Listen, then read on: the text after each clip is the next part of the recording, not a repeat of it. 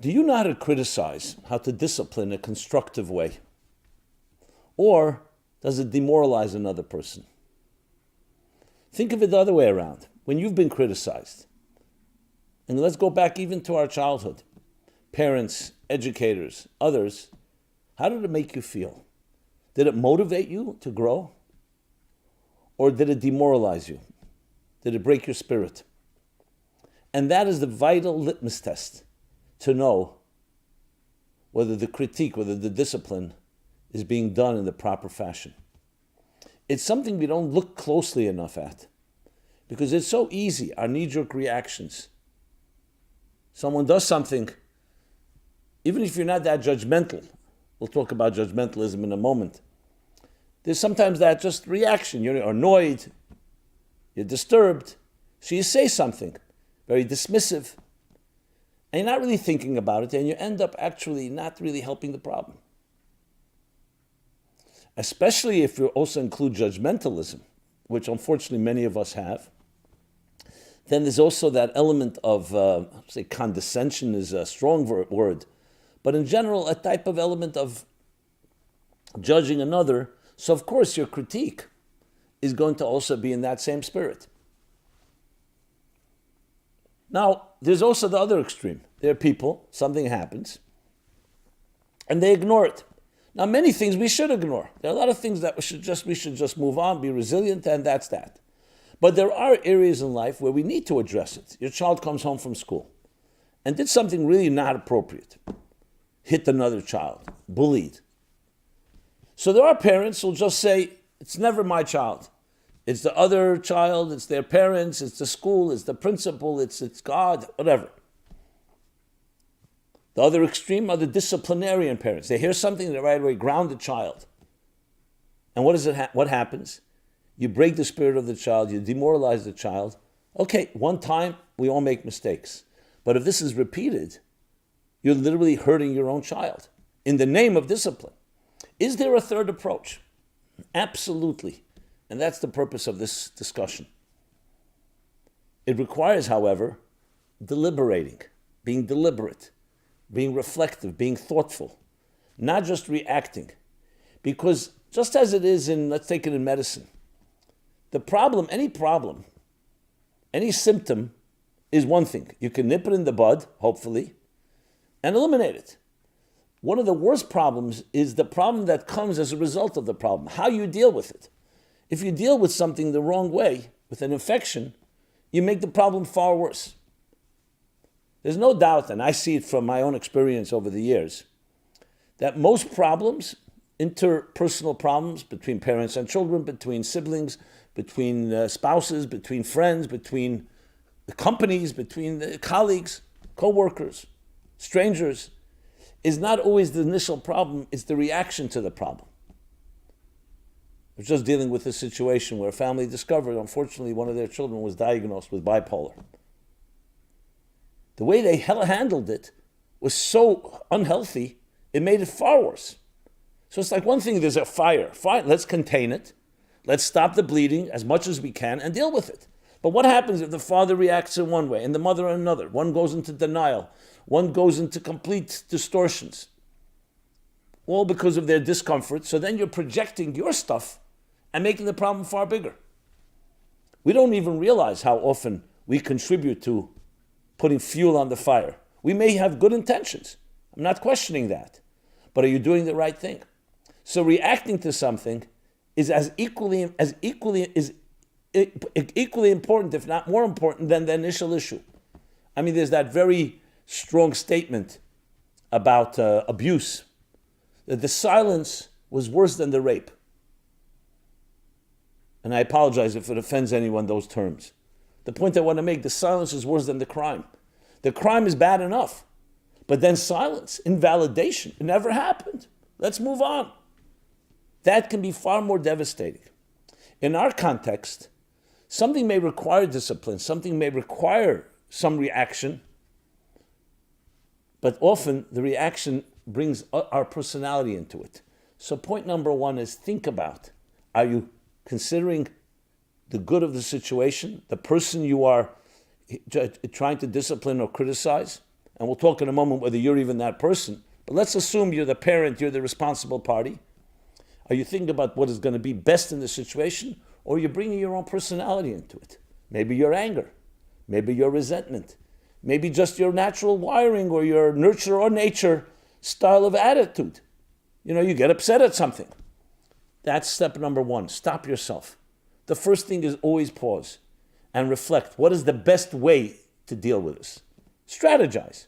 You don't have to deal with it immediately. Now, of course, there are emergencies you need to deal with. Fine, so you deal with the emergency. But any type of discipline of a child, of someone where you're responsible, needs to be thought through. And most importantly, not just to think through what's the best way to deal with it, but also to think through that you are not bringing yourself into the equation and somewhat distorting the picture. That's not what you want. It's not about you. It's about the situation. As a writer, I deal with editors. Now, some writers hate editors because editors, they say, are failed writers, and they're trying to impose themselves through my writing by editing me. I've heard this. I actually love editors. I write something, I'd love an editor to rip it apart and make it better. Obviously, it should maintain the spirit and the integrity of the original. But I see the dynamic often is one where sometimes editors do have issues. And they're not just editing to make it better, they are somewhat inserting themselves into the picture. When people send me something, my first question is, what do they want to achieve? Not what I want to achieve. This is not my outlet. This is that person's writing. Like we talk about book reviews. Many people criticize a book, what the book is not. You have to look at what the goal of the author was, and did he or she achieve that goal? Think about the product. Think about what you're addressing, not about you. If you would have written the book, you would have done it differently. Fine, you're entitled to say that. But that's not addressing the issue at hand. So it's vital that when we bring any type of critique and judgment, I'm going to say the word judgment, I don't like judgment, critique, and something to discipline, it should be, don't insert yourself in it. Now, is it inevitable that we're going to insert part of ourselves? Obviously. But as much as possible, try to reflect, try to deliberate, and stop yourself and say, what is going to be good for my child who came home from school and bullied someone or hit someone? What is going to be best for this child? And we'll talk about the actual intervention. But first, your attitude and yourself. What is your role? Now, it's critical, disclaimer, not everything is our job to criticize or to discipline. You have to also make that clear. Just because someone did something wrong, yes, if they're a danger to others, you should alert people. That's an obligation and a humane thing to do. But if it's not something danger to anyone else and you see something, do you always have to be the one that has to address it? Now, there are things where you see someone hurting someone. I once wrote an article. I was at a restaurant and I saw a family sitting, and it was very clear that there was a lot of dysfunctionality. And the father was really berating his child. I literally almost began to cry and I could tell he was doing in public. What is he doing at home? And I really debated, should I say anything? I didn't know these people. And I wrote a whole article about back and forth. On one hand, I could have gone over, but then the father and the mother and the parents would say, what are you mixing into our business? Who are you? Would that have helped? Or should I have done it anyway? Or should I have found some more diplomatic or gentle way to do it? Talk to the father separately. I ended up not doing anything, and I'm not saying I was right. It could have been my own discomfort. But I was thinking, what do you do in a case like that? So there are situations, not always you have to insert yourself. Sometimes you do. I think it's case by case. I don't think there's a rule. But we're talking about here, if it's a case where you shouldn't be inserting yourself, then altogether this whole discussion is moot. Because you're not the disciplinarian, you're not the critic, and you're not the person who's responsible. But we're talking situations where there warrants and there's a necessity. You're a parent, you're a boss, you're in a position, a principal, an educator, a leader of a community, a rabbi, a clergy. Anyone that's in a position where you're managing others, and there's a need. Like in business, there's a need. You have people who are your subordinates, and you need to direct them. What happens if someone makes a big mistake? Demoralizing is a destructive force. That's not what you want, because it doesn't motivate. It's not an incentive. So the question is, how do you discipline? And how do you address something like we titled this, how to criticize without shaming and how to discipline without yelling. So it's a situation where there is a need. Firstly, you're the person, there's a need to criticize or discipline, and secondly, you're the person to do so. So that's a critical disclaimer, a critical a component in this entire discussion. So, shaming is a very powerful word here too. Shaming is demoralizing. And a good litmus test, as I said earlier, if you're doing something right is how it affects the person. And that's what we need to deliberate on. If you're going to do something, you're going to ground your child, and the child will be broken. I don't just mean they'll cry. I mean, no child likes to be disciplined, even healthy discipline. But you're breaking your spirit. You need to be very careful not to do that, because that doesn't get anywhere. On the other hand, to ignore, like we said, is also not an option. So what do you do? And the same thing is with an employer and an employee, or a manager and those that work under that person.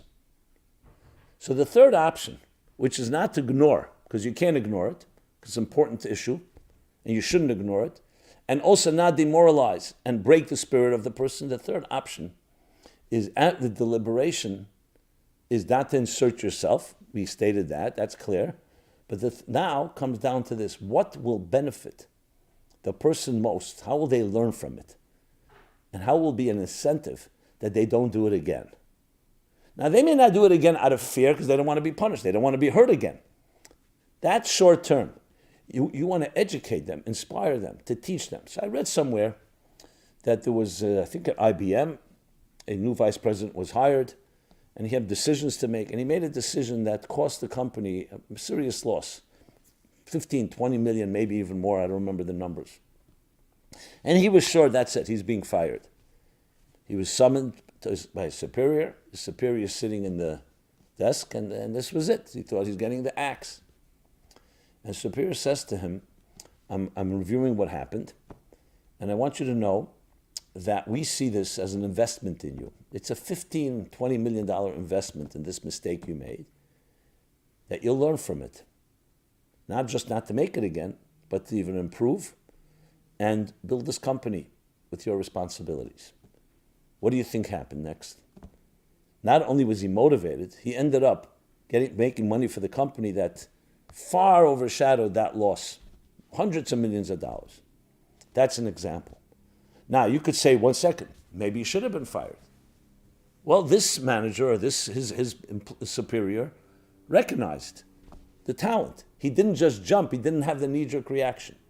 You know, I hear sometimes employers employ this tactic.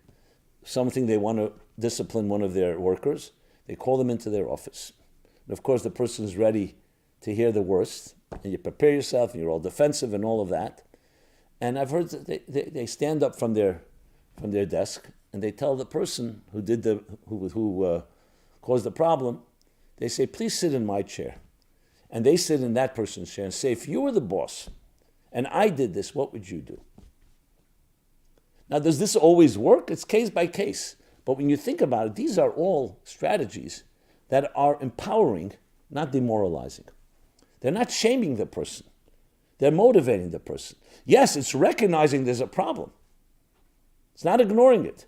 But the result will be growth, not just more pain, more demoralization, more breaking of the spirit. And the same thing with parents and children. The third approach is you call your child in and say, I heard something happen today. You let your child speak. They may defend themselves, they may not, whatever. And of course, you've established that the facts are true. You don't want to accuse your child of something that's not correct. And the same as in all these situations. That's a given. You don't just jump and criticize before you find out. But you did your discovery, and you say to your child, what do you think about that? And the child says, I'm sorry, I didn't think it was right. It was the other person's fault. He started up with me, whatever the reason. But you want to elicit your child a conversation. Now, I know children are children, not all are ready for a conversation, but the gist of it, the spirit of it, what you want to say is, this was really not good. If I did it, I would not want to do it again. What do you think? And the child hopefully will say, yes, I agree. So what do we do about it? Not you make your child a partner, but you're explaining your process, and you're not reacting emotionally and reflexively. You're thinking about it, and the child sees that, and you say, so here's what I think. I think because you did that, we should take off some time, game time, downtime, whatever it may be, because it's important that you remember that this was done. And my goal is I love you with all my heart. Maybe that should be the opening line. I love you with all my heart and soul. I want you to be the best you can be. You're a flower in my garden, in God's garden, but I'm the gardener. And I want this flower to grow. We need to get rid of weeds. We all have. I have things that I sometimes need to be corrected. And we need to be reminded, we need to be cognizant and aware of it.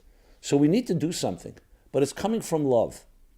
Now, not all children may understand the subtleties and the complexities of this and the nuances, but that's the gist of it. You have to find the right words. Obviously, no one size fits all. That's why I'm speaking about it in general terms. But you think about it, what you're doing is you're giving your child an education for life. You're giving your employee, you're giving whoever it is that needs that direction. You're educating them. I remember my mentors, especially my mentor, the Rebbe. He would edit the talks I would prepare. When he would speak, my job was to remember it and then write it down. Then I would send it in for editing. And it was brutal editing at times, like a scalpel of a surgeon.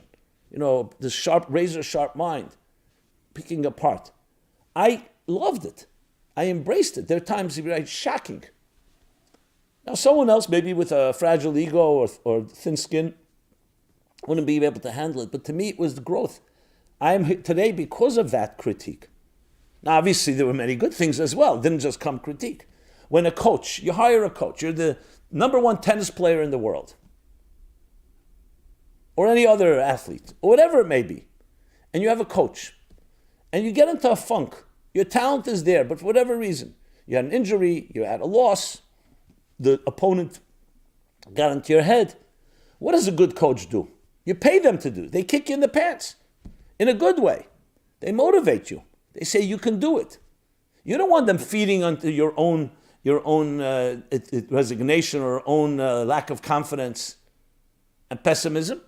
You want them to inject you with something.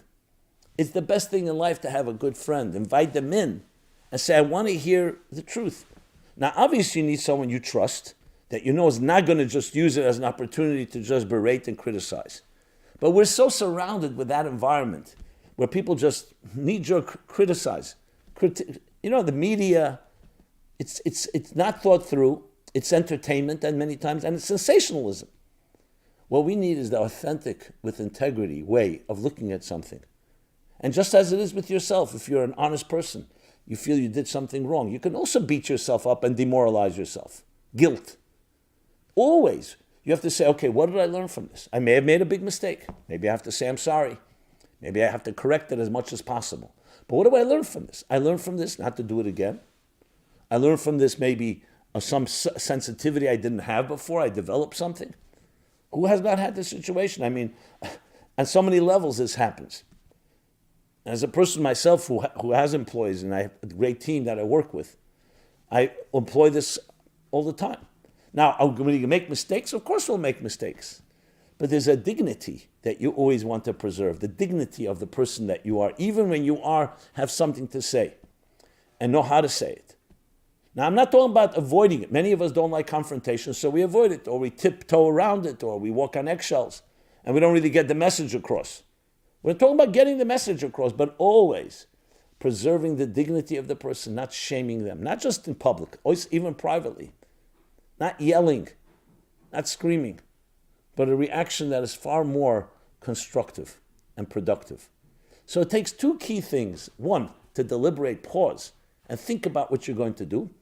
And two, make sure that what you do is only there to create growth, to create motivation, to inspire, to make the person better, to make the situation better. And if you do have a rage problem or anger problem and you yell reflexively, you have to work on it. Why is that? Why is the other person guilty? Many of us start saying, you know what, I deserve to be yelled at. I deserve to be demoralized. That's inappropriate. That's inappropriate. You may have done something wrong, but there's a way to deal with it. There's also a healthy way. We don't deal with a mistake in an unhealthy way. And if you really apply this, it could change your whole way of dealing with people. It's a pleasantness. Because I'm talking about times that require critique or require discipline. But it's all in the spirit of love. What about all the moments of great moments? If people remember their parents only for their critique, for their judgment, for their berating, you know what that does. That's the only thing you remember your parents for, or that's the primary thing. Then you'll always remember it was always love, and even when there are moments, that was my whole experience was love. I heard from my parents' love. I heard from my educators' love. I heard from my employers and from my superiors' love. And even when there was a setback or there was something that needed to be addressed, it was also ultimately a productive approach. And you can understand the contrast for those of us that have been criticized time and again. The demoralization, the cumulative, creates that you start second-guessing yourself. You're not confident, you're not sure of yourself. Difficulty with commitment, with trust. I don't need to spell out all the nightmares that result from sustained negative and unhealthy critique, judgment, discipline. Because what it does is breaks the spirit, yes. So I'd like to focus on the positive, but we have to address both sides of it. So you have in your hands right now, each one of you, whoever you interact with, and may not always be your superior, a teacher, a parent, could also be a colleague. How you interact can both save a life and shape a life, and also unfortunately hurt and destroy the spirit of a person. You never know. You may say something you think it's nonchalant, but that person may have been subject to all types of berating, humiliation, shame, and you just added to it. You don't know. So you have to be very careful. And even if the person was not subject to that, you need to always do it in a productive and inspiring and motivating way.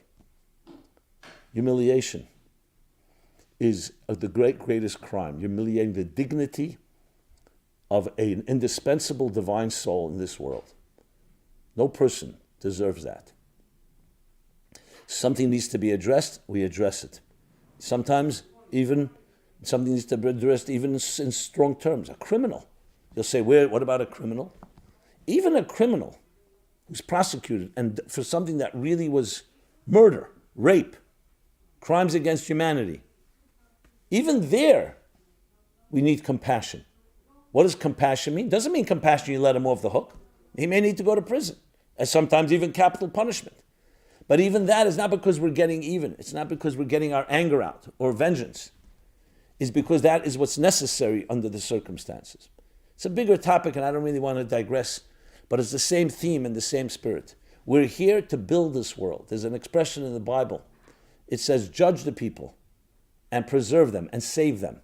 Even when you need to judge them, the purpose is to make them healthier. Like a doctor. If you may need to do a puncture, you may need to do an injection, or you may need to do surgery, the goal is healing. The momentary pain is a step toward healing. But imagine the pain is just pain for because what? Because you did something wrong, we're going to cause you pain. That's torture. That's sadism. That's cruelty. So hopefully we can all learn from this. And I include myself because it's our attitude, it's our relationships, and it's what builds ultimately the trust and love that is the essential oxygen, the essential building blocks of what makes a human being, and what allows us to have thriving, healthy, successful, sustainable, loving relationships and connections. This has been Simon Jacobson. I thank you for listening. MeaningfulLife.com is our website. Please go there for a full calendar of programs and events every week, different topics for different types of audiences. Please take advantage. Love to hear from you. Suggestions, feedback, critique, thoughts, and please share this with others. Let's create a ripple effect, a butterfly effect. Pay it forward that continues to carry this message to every person on this earth. And we can. You change one person, you change 10 people, you can change 1 million people. So let's join together and do that. Thank you so much. Be well. This program is brought to you by the Meaningful Life Center. Please help us continue our programs. Make even a small contribution at meaningfullife.com/donate.